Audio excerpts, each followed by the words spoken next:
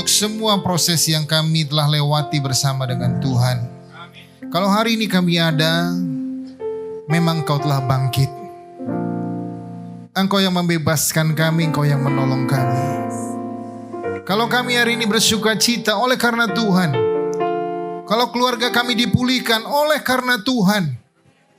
Kalau kami sehat oleh karena Tuhan. Segala sesuatu yang kami peroleh sampai dengan hari ini, semua karena Tuhan. Terima kasih buat karya salib-Mu. Terima kasih buat kematian. Terima kasih buat kebangkitan-Mu Tuhan. Kuasa surga bumi langit dalam tangan-Mu.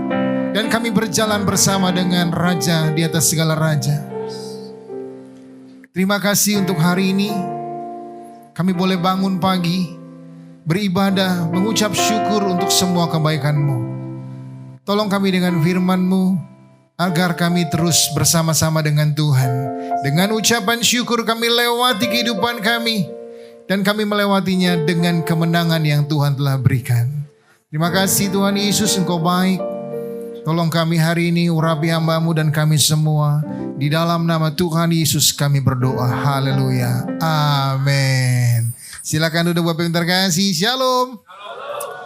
Selamat pagi, kabar sukacita semua. Amin.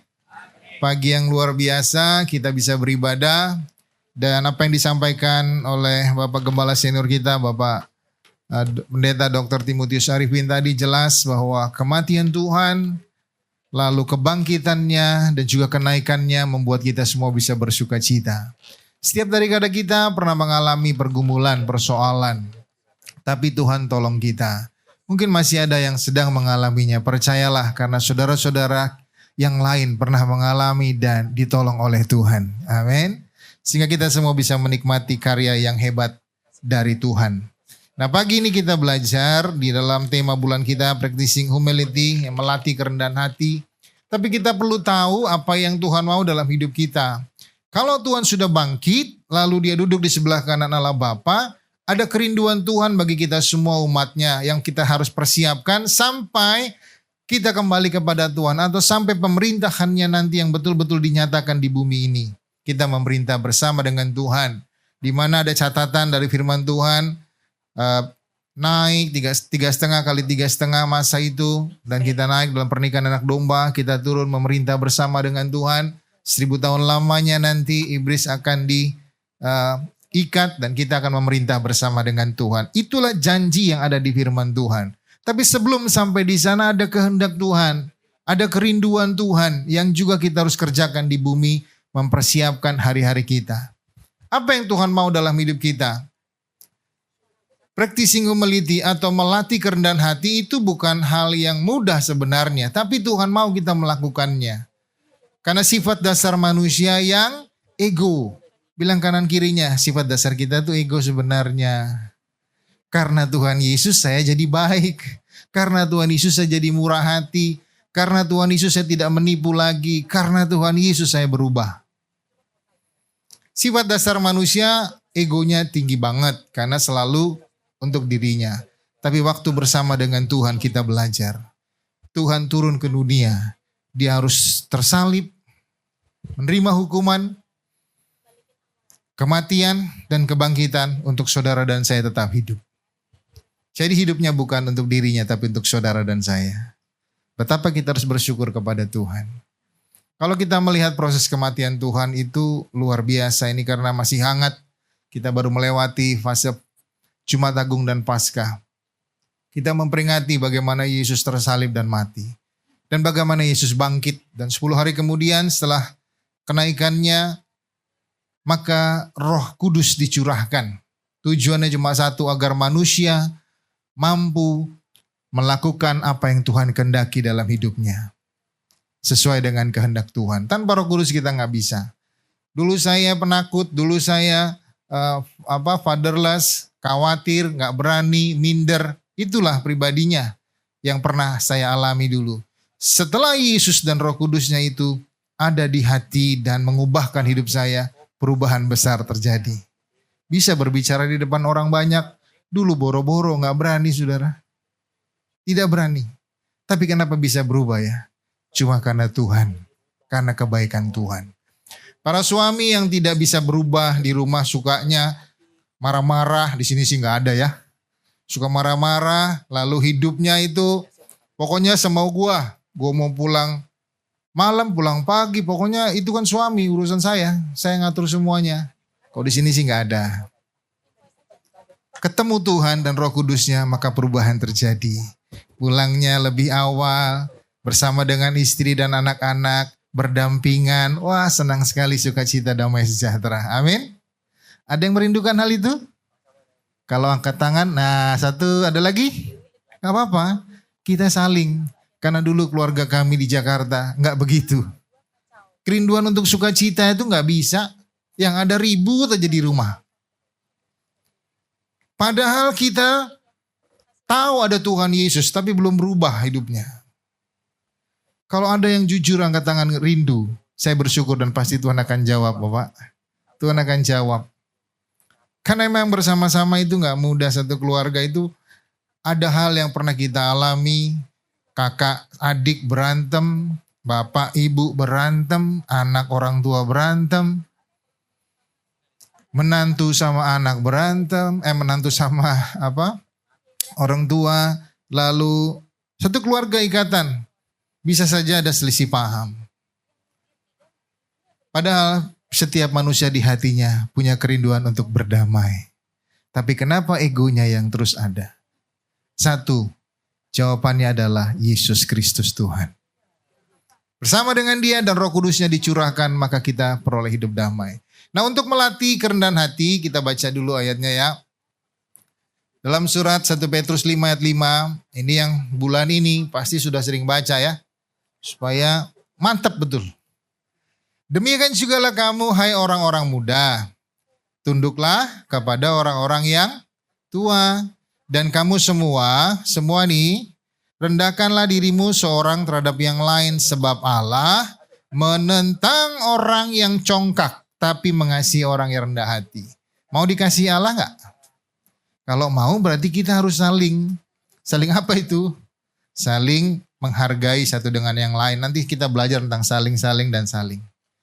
Memang kita gak bisa hidup sendiri dengan kekuatan kita sendiri. Kita butuh teman, butuh orang lain. Butuh orang-orang yang kuat juga. Saya sebagai hamba Tuhan baca firman, iya memang. Tapi tanpa istri yang mengingatkan bisa? Gak bisa juga. Perlu diingatkan sama istri. Perlu diingatkan sama anak-anak. Perlu diingatkan sama jemaat. Perlu diingatkan sama pekerja yang melayani bersama-sama. Karena kita ini manusia yang banyak sekali kekurangan. Jadi perlu saling mengingatkan supaya kita bersama-sama bergerak sampai Tuhan datang kembali. Kalau tadi apa yang disampaikan Pak Arifin adalah ketika Yesus naik ke surga, disaksikan, saudara bisa baca di Matius 28 ayat 18-20, bagaimana Yesus naik ke surga, kuasa itu ada dalam tangannya, Yesus suruh pergilah, dan 10 hari kemudian pencurahan Roh Kudus. Setelah itu sampai dengan hari ini, Roh Kudus ada bersama dengan kita karena janjinya. Tapi ada janji berikutnya, kedatangan Tuhan yang kedua yang sudah dekat. Tanda-tandanya sudah sangat jelas. Kalau saudara baca firman Tuhan, tanda-tandanya sudah saat ini. Berarti kita hidup dalam masa akhir zaman. Kalau kita hidup masa akhir zaman, mari persiapkan diri. Tuhan datang. Jangan kita terbuai dengan waktu kita sampai akhirnya kita lupa bahwa kita berada di ujung, di hari-hari yang ujung. Kalau ada yang bertanya, loh Pak kalau meninggal duluan gimana? Ada catatan juga, nanti orang-orang yang telah meninggal akan dibangkitkan pertama kali. Sisanya rapture. Tapi itu semua adalah kebaikan dan kehendak Tuhan. Jadi kalau kita hidup hari ini, kita harus persiapkan. Apa yang tercatat dalam firman Tuhan dan kita belajar pagi ini adalah rendahkan dirimu seorang terhadap yang lain. Untuk itu belajar apa? Saling.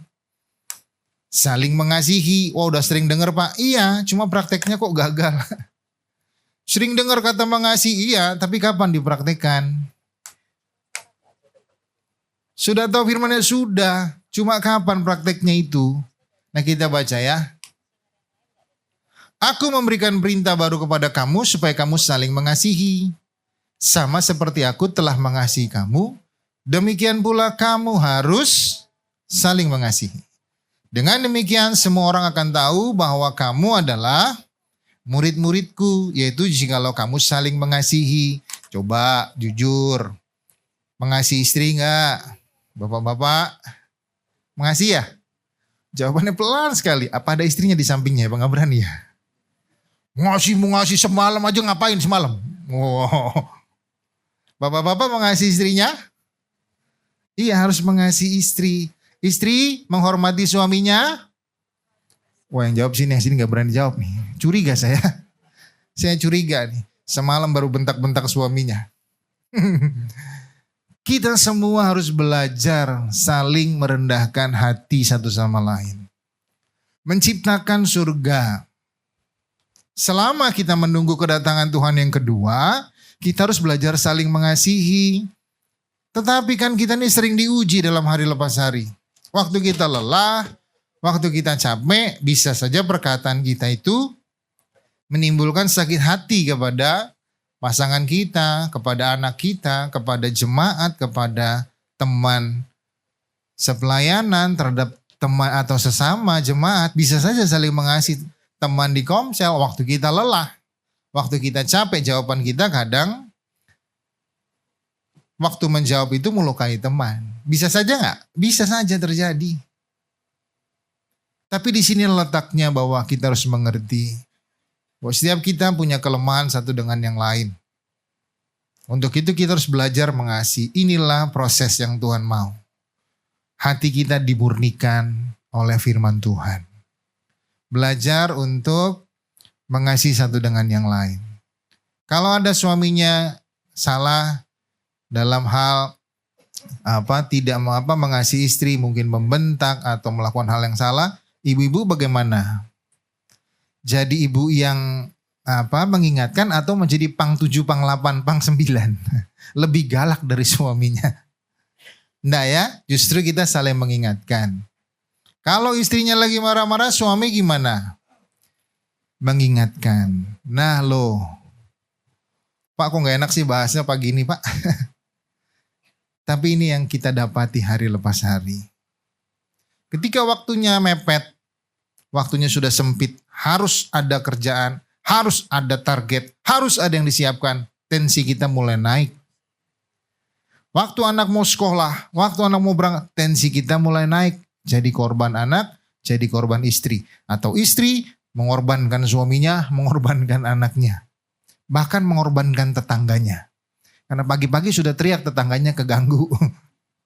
Bisa saja kita lakukan itu, tapi ingat, kita harus belajar. Mudah Pak? Enggak, saya pernah mengalami.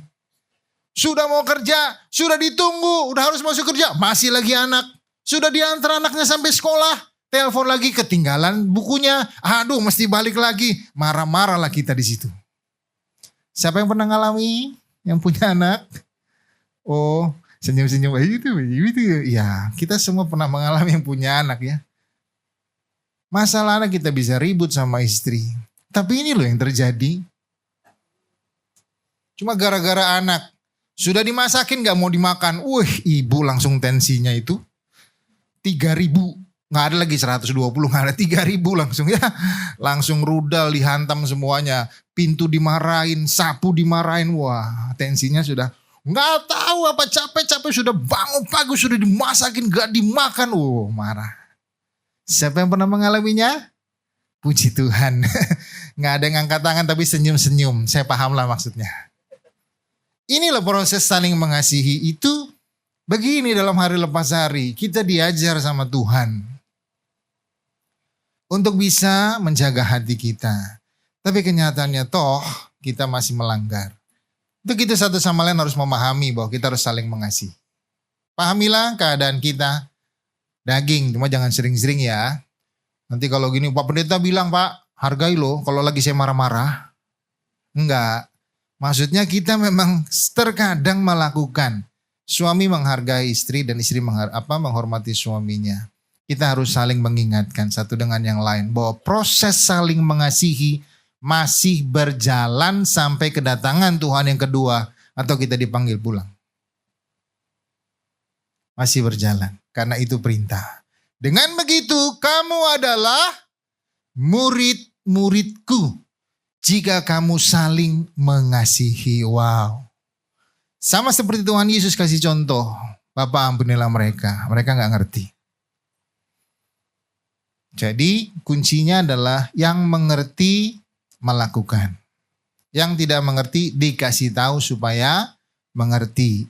Inilah waktunya saya kasih tahu Bapak Ibu juga termasuk saya.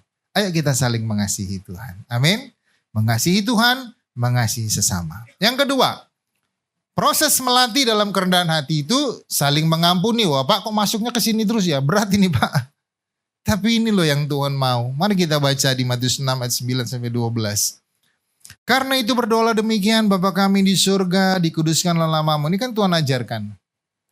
Datanglah kerajaanmu, jadilah kehendakmu di bumi seperti di surga. Berikanlah kami pada hari ini makanan kami yang secukupnya. Dan ampunilah kami akan kesalahan kami seperti kami juga, apa saudara?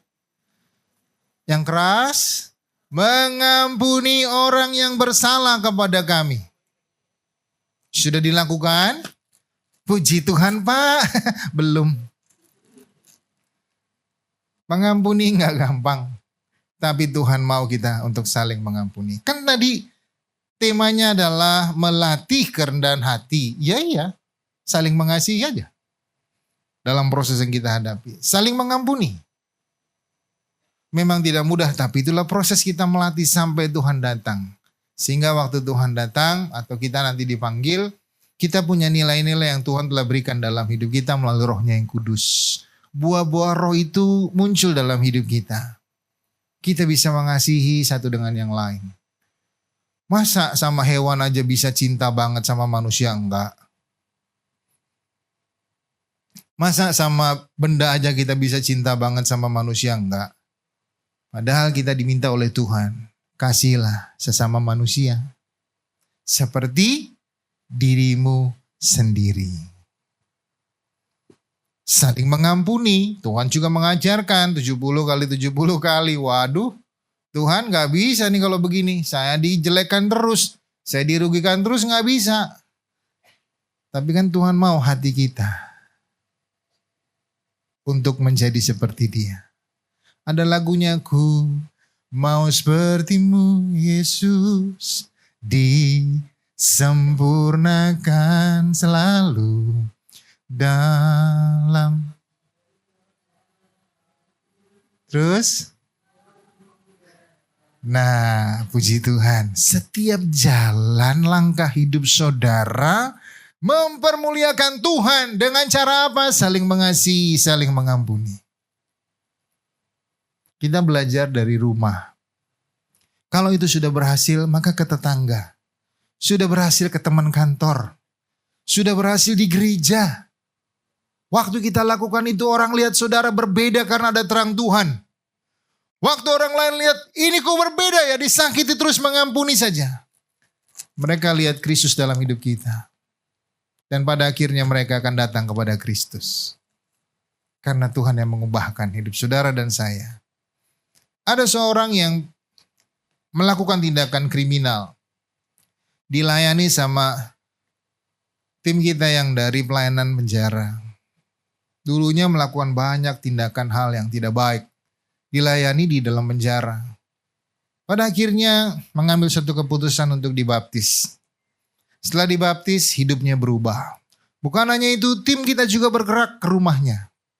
Doakan istri anak-anaknya. Akhirnya satu keluarga mengalami sebuah pemulihan. Saudara tahu siapa yang melakukannya? Roh Kudus, karena Tuhan yang telah berikan. Itu dahsyat. Dari dalam penjara yang dulunya melakukan hal yang keliru, diubahkan. Dan pada akhirnya keluarga ini menjadi keluarga yang penuh damai. Itu kan kerinduan kita. Membawa damai di rumah. Ayo suami istri bilang, ayo kita bawa damai di rumah kita. Ayo kita bawa damai di rumah kita. Saya ngomong sama istri saya. Saudara saling berbicara. Ayo kita bawa damai. Saling mengasihi, saling mengampuni. Lanjut lagi. 13. Dan janganlah membawa kami ke dalam pencobaan. Tapi lepaskanlah kami daripada yang jahat. Karena jelas kita lemah. Karena engkau yang punya kerajaan dan kuasa dan kemuliaan sampai selama-lamanya. Ini loh yang bersama kita, saudara. Karena jikalau kamu mengampuni kesalahan orang, Bapamu yang di surga akan mengampuni kamu juga. Tetapi jikalau kamu tidak mengampuni orang, Bapamu juga tidak akan mengampuni kesalahanmu. Ayo suami istri lihat, aku diampuni Ra. Kalau aku tidak diampuni, ayo Tuhan gak ngampuni. Enggak, saya gak ngancam saudara. Tapi ini firman untuk saling mengampuni. Suami istri, kalau ada anak-anak muda punya bekal nanti ya, anak-anak muda di sini yang hadir punya bekal bersama-sama dengan pasangannya nanti untuk hidup saling mengasihi, saling mengampuni karena sejahtera nanti. Keluarga enak loh, pulang ke rumah ada sukacita, ada damai sejahtera, bisa tertawa. Walaupun keluarga kami terus masih belajar karena nggak ada yang sempurna kan. Kami masih belajar juga dalam hal ini. Tapi kita sedang menanti kedatangan Tuhan. Persiapkan diri kita sampai nanti Tuhan datang, keluarga kita penuh damai. Ada kasih di dalamnya, ada pengampunan di dalamnya. Karena firman-Nya berkata, jikalau kamu mengampuni kesalahan orang, Bapamu yang di surga akan mengampuni kamu juga. Jadi yang pertama, saling apa? Mengasihi. Yang kedua, saling mengampuni. Yang ketiga, saya punya 20 poin saudara. Enggak, bercanda. Bercanda ya. Cuma 4 poin saja. Saling mendoakan. Ini Paulus nih. Paulus cerita kepada jemaat di Tesalonika. Dalam catatan suratnya di 1 Tesalonika 5 ayat 23-28. Semoga Allah damai sejahtera menguduskan kamu seluruhnya. Dan semoga roh, jiwa, dan tubuhmu terpelihara sempurna. Dengan tidak bercacat pada kedatangan Yesus Kristus Tuhan kita. Semua sedang menanti kedatangan Tuhan. Makanya Paulus catat ini, ingat loh. Dalam penantian kita dalam kedatangan Tuhan yang kedua. Ayat 24. Ia yang memanggil kamu adalah setia. Namanya Yesus. Ia juga akan menggenapinya. Saudara-saudara, doakanlah kami. Sampaikanlah salam kami kepada semua saudara dengan cium kudus. Demi nama Tuhan aku minta dengan sangat kepadamu supaya surat ini dibacakan kepada semua saudara. Kasih karunia Yesus Kristus Tuhan kita menyertai kamu. Pada waktu Paulus tulis surat ini, dia sadar. Sekalipun dia hamba Tuhan, rasul, dia butuh didoakan. Karena tidak ada yang kebal di bumi ini. Doakanlah kami. Kalau saudara baca di ayat-ayat sebelumnya, di surat 1 Tesalonika 5 itu ada nasihat, ada berjaga-jaga. Kedatangan Tuhan seperti pencuri. Kedatangan Tuhan sudah dekat. Dan kita tidak tahu kapan Tuhan datang. Tapi kita harus mempersiapkan diri. Untuk itu selama kita mempersiapkan diri, kita bisa saja jatuh dalam dosa. Karena daging lemah, tapi roh menurut, kata Tuhan. Sehingga kita harus saling mendoakan supaya kita kuat imannya. Tidak sedikit anak-anak Tuhan yang meninggalkan Tuhan. Saudara buka YouTube. Peperangan terjadi di sana. Dan tidak sedikit banyak anak-anak Tuhan yang tergeser imannya. Dengan apa Pak? Dengan cara dia memahami firman yang pertama. Kedua dengan ekonomi atau materi. Yang ketiga dengan sakit hati. Kita harus saling mendoakan supaya semua kita kuat. Menunggu kedatangan Tuhan yang kedua. Paulus kurangnya apa? Tapi dalam hal itu dia tetap melatih dirinya dalam kerendahan hati. Doakan kami. Saling mendoakan itu baik. Amin. Karena yang pertama kita kan semua punya kelemahan. Punya kelemahan kan kita ya? Iya. Orang-orang kan beda-beda. Ada yang orientasinya ke tugas, ada yang orientasinya ke barang, ada yang orientasinya ke manusia. Kalau orang orientasinya ke tugas, dia gak peduli orang mau sakit hati apa enggak. Gak bisa. Ngomongnya kadang ketus, ngomongnya kadang gak enak. Pokoknya harus dikerjakan. Kalau orientasinya ke orang bisa saja. Udah gak apa-apa, telat-telat dikit gak apa-apa. Kasihan kamu. Nah, dalam kehidupan berbenturan itu bisa terjadi dengan setiap orang yang punya beda orientasi. Jadi kita harus bisa memahami. Bahkan dalam power karakter itu kita diajar. Ada yang merah, ungu, hijau, dan kuning. Orang kuning cirinya apa? Suka lupaan. Kelihatan dari cara berpakaian. Banyak rame pakaiannya, antingnya panjang, kalungnya panjang. Pokoknya rame. Ada orang yang simpel, ada orang merah yang tegas jalannya. Wah. Udah marah-marah. Tapi setiap orang berbeda-beda. Kan kita diciptakan unik. Tapi ingat, itu adalah kelemahan. Yang bisa saja berbenturan satu dengan yang lain dan pada akhirnya saling kecewa. Tugas kita sebagai anak-anak Tuhan mengingatkan dan mendoakan. Karena dengan proses ini terjadi, melatih diri dalam kerendahan hati itu sulit kalau kita tidak memahami satu dengan yang lain. Proses penerimaan itu penting di dalam sebuah hubungan. Ketika orang tua dengan anak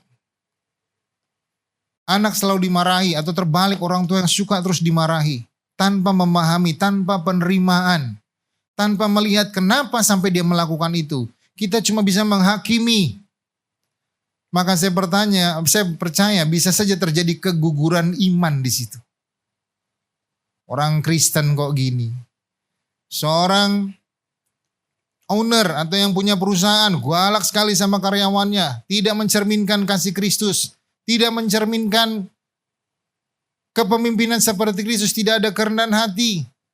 Karyawannya bilang, masa bosnya begini ya? Katanya anak Tuhan kok begini? Tapi saya percaya di sini nggak ada. Terlihat dari wajah saudara yang senyum sukacita mendengar ini. Bilang kanan kirinya, maafkan saya kalau itu saya.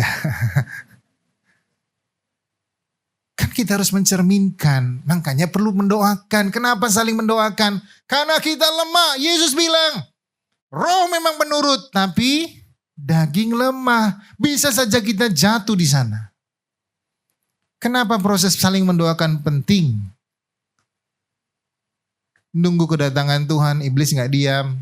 Dia akan terus goyang saudara supaya saudara melenceng dari sasaran. Dan pada akhirnya iman kita bisa goyah. Dan hari ini kita mendengar berita. Mari sama-sama latih diri kita untuk saling mendoakan. Suami istri, anak-anak. Mungkin pemimpin saudara didoakan. Orang-orang terdekat kita. Saudara-saudara kita saling mendoakan. Kuatkan. Karena keadaan di luar ini gak gampang saudara. Banyak gereja, bahkan kemarin Paskah pun ada saja orang yang berbondong-bondong datang membubarkan ibadah Paskah. Ada kan beritanya di YouTube?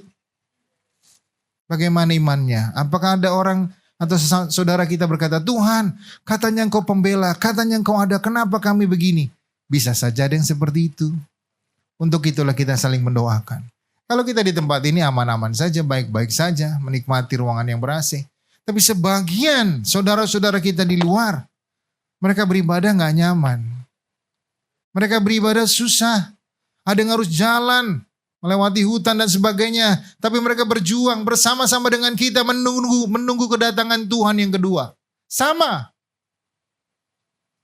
Mari kita saling mendoakan. Supaya iman kita sampai pada akhirnya nanti tetap kepada Yesus Kristus Tuhan.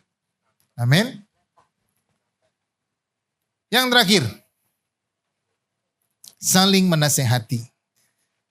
Ibrani 10 ayat 25-27 bilang begini, janganlah kita menjauhkan diri dari pertemuan-pertemuan ibadah kita seperti dibiasakan oleh beberapa orang. Tetapi marilah kita saling menasehati.